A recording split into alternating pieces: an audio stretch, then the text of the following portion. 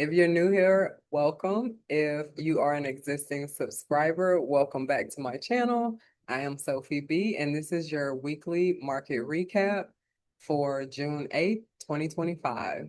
In this video, we're going to break down what moved the market this week, specifically with SPY, what to look out for next week, and a few simple trading setups to keep your eyes on. But before we get into it, disclaimer, this video is intended for informational purposes only, and be sure to do your own research when you are deciding to trade or before making any trades. All right, so let's get into it.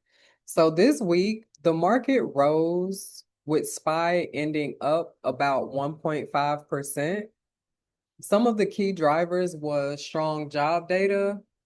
On Friday, the non-farm the non-farm payroll introduced almost 140,000 new jobs, and that boosted investor confidence. Then we also have trade tensions.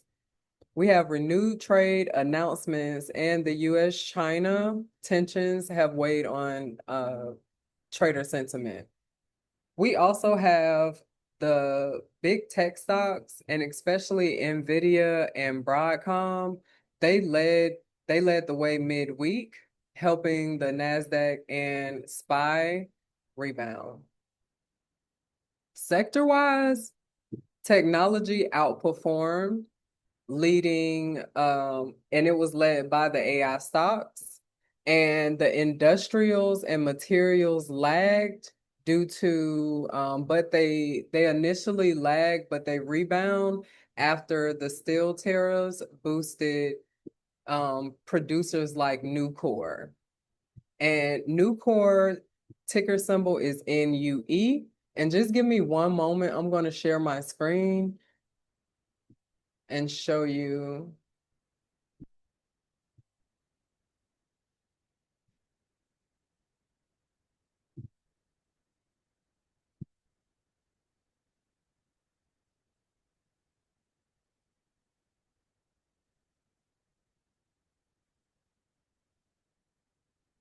And I do have multiple screens. So this is Newport Corporation. As you can see right here, this stock had a nice rally, or like a nice gap up. It rose almost 11% after tariffs on steel and aluminum. And then next we have Broadcom. Broadcom hit all-time highs midweek, and Tesla lagged this week due to I don't know if y'all like on Twitter or anything, but Elon Musk had a recent spat with the president, and it definitely stirred the pot. And during this Twitter or X war, Elon claimed that the president would send the country into a recession at the second half of the year.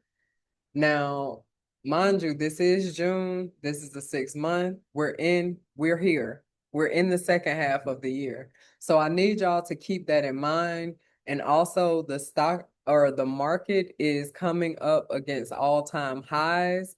So with everything that's going on in the news, you want to make sure you do your research, because we want to make sure we trade off of the chart and not the chatter, okay?